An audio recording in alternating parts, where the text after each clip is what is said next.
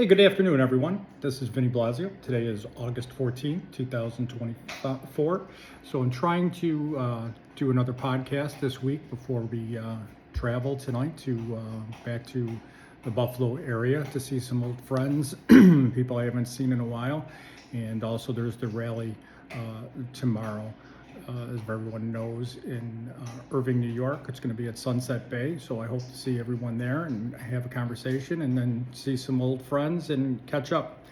So again, let me preface and give the disclaimer that I represent no one other than myself. The opinions contained herein are expressly my own, and I work with no labor organizations, no other entity, represent no agency of any department, state, or any, labor organization. So as we know with what's going on, the union probably isn't real happy with what I'm doing. But let's touch on the ABC Buffalo interview that I did on Monday. And if you haven't seen that, there's a link on the wkbw.com website. And that it aired for 2 days and got a specific response.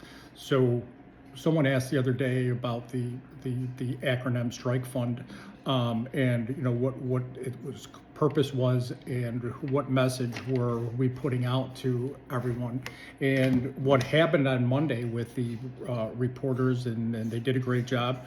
I know a lot of people think that the media is slanted against a lot of what's portrayed against law enforcement, but they did a good job. And what they were able to do with the interview that impressed me the most was they took my side of the story, and then they talked to they had the other side, which actually was my professor at Cornell ILL, Art Wheaton, who I did not know was going to be on there. So that was a pleasant surprise.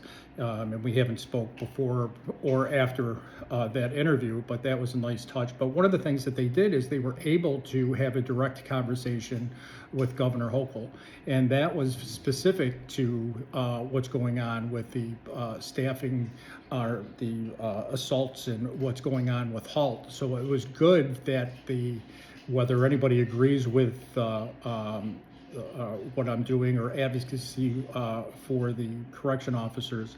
But what was good and what was a positive result, which somebody hasn't had in 2 years, was it was able to get the governor on record and have her state her position on HALT, and watch that clip. I'm not going to ruin it. So if everybody wanted to see that clip again, that's at wkbw.com, and you can see what the governor said for herself in regards to HALT and going back. So that doesn't happen without that interview on Monday. So anybody that wants to take credit or kid themselves that they had anything to do with that, I would heavily debate that, and I welcome debate. If anybody wants to have a debate, and they're more than welcome to come on to the future podcast, which we're going to set up a little more professionally in the near future. But I welcome debate and conversations. But back to that, it's like if that interview doesn't happen with WKBW, there's silence. She hasn't answered the union back. She hasn't, from a letter that I read on one of the social media outlets, and that was the first time that I have heard anywhere in the news, and that was picked up in quite a few places, of what her thoughts and what her position was specifically on HALT. So with that being said, we'll move along on that subject. So there's been tremendous outpour of support for the podcast lately, and since the start of the fund and the interview that was done Monday. I can't tell you, I've had over 2,000 messages, and if I missed anybody again, I apologize. It's very difficult for me to maintain that pace to get back to everybody. I think I did. If I didn't, it got buried in the messages. Just please get a hold of me or resend the message again, and I promise that I'll get back to you. But one of the things that I have, and I've received so many stories, and I just wanted to touch on, is I want to talk to a couple of the things that I posted on the group, on the Facebook group that I have As far as some of the heart-touching memos, and I know that some of these were shared.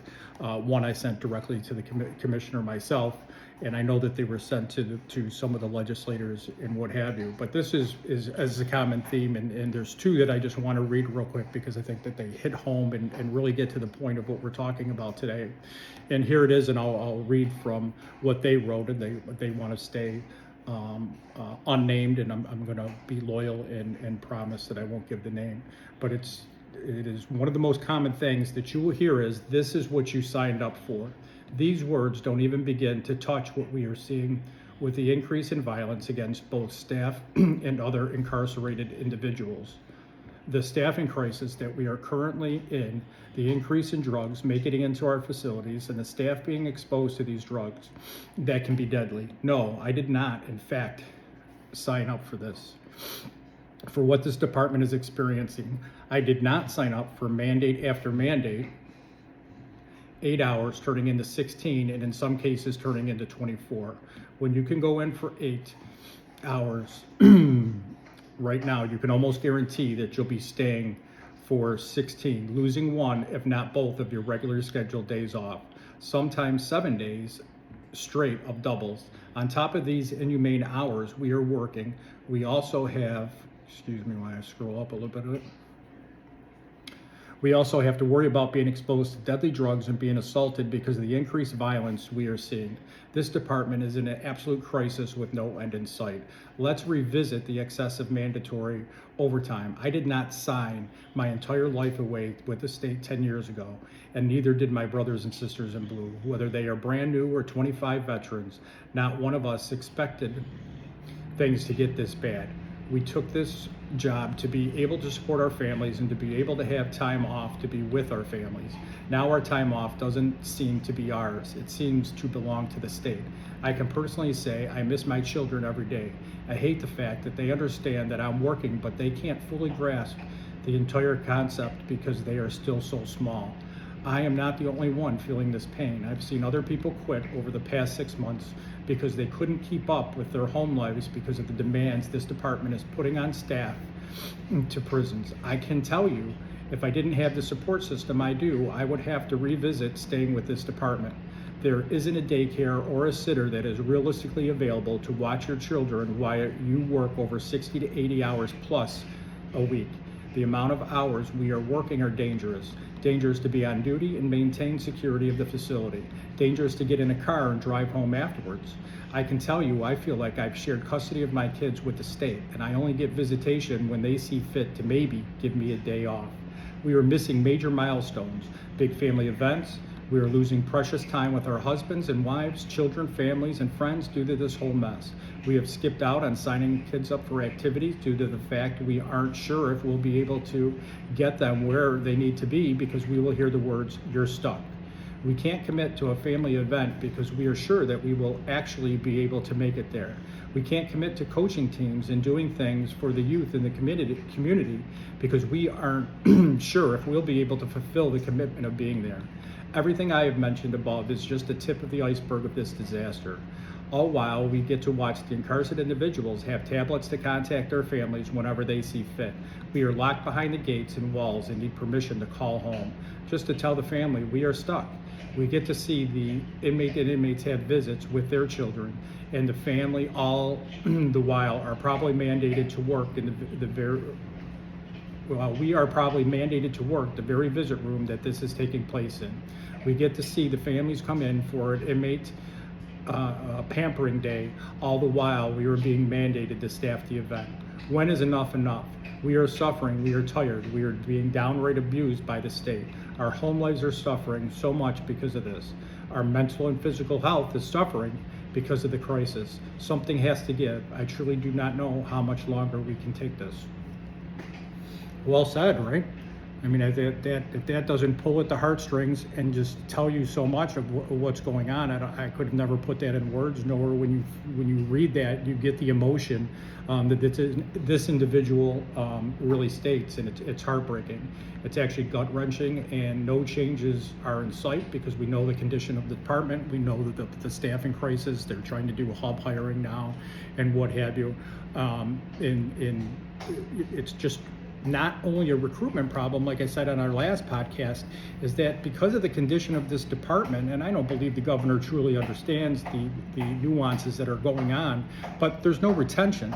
You know, I told you last time that I left because of the conditions of the department. I didn't leave because I was so happy to go to retirement, to go out of state and live my life in Florida because it was time for me to retire. I was too young. I didn't want to retire. I wanted to stay, and I would have stayed, giving New York more time, more of my money would have stayed in the state. But because of the conditions inside the state prisons, it wasn't practical. And we've looked at the different things, and if you looked at the things I've been posting, we've been down the road between the DEI settlement to the NICLU settlement, and now we have the HALT Act. There was no reason to codify that HALT Act into law. There was no trial program to try to see if what the unions were saying. And let's not forget, this HALT Act is not something new. You know, this is something that's, you know, everybody that says there's no solitary confinement in New York, and I won't get into that because my feelings are you need solitary confinement to remove the individuals away from the general population that are a danger not only to themselves, to other incarcerated individuals. I just don't know what that term is. I only refer them to as convicts or inmates. So it's not degrading. That's what they are. That's the penal law that I grew up in. So if I don't say incarcerated individuals, pardon my English, but that's what we're looking at. It's like you're giving more rights to the inmates than you are to the people that are supposed to be protecting them. And you need, if they can't act decent in a society, and that's not degrading, meaning that they got convicted of a jury of their peers, they got placed out of society to be placed into a correctional system, and then they continue to behave, and that behavior seems to be a pattern. You need an avenue to remove them. So this is not something new. This is something that, you know, there's been much discussion on over the years. And one of the if you go back and you look at previous union discussions and you look at the attorneys where they turned around and said, you know, that'll never happen, it'll never happen. Well, guess what? It did happen. You know, we fought against solitary confinement per se, if you want to use that verbiage. New York City, at least the governor, or the mayor, not the governor, came out against it, something that we have not seen this governor do, because he knows that the system will fall apart and crumble the way that the state prison system is doing when that's enacted into law in New York City. So it just can't continue the way that it's going. Besides the mandated programs that are incorporated with the HALT Act, there's just no penalty for the inmates to behave, and the inmates don't even feel safe. But I dove into that, and we'll get that in that to a little bit more down the road. But there's one more, if I can find it here, so excuse me for a minute. If you could, there's one more actually. Let me see if this is it.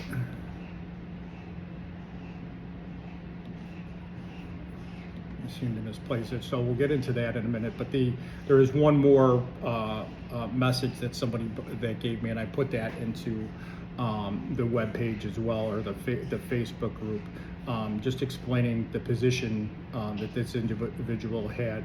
And again, that was anonymous because they did not want to be named, which I don't blame them, because everyone is afraid of speaking for the department. That's why I've decided to, you know, enough is enough. I know what they're saying. That's not my tagline. My tagline is, I'm just your advocacy, repeating what you're telling to me.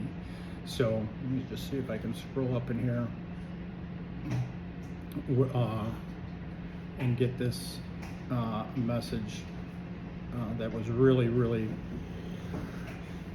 gut-wrenching, but it was so true. I mean, it's department as we've seen it. Anybody that has any time, but like it doesn't even is not even a semblance of what it was years ago.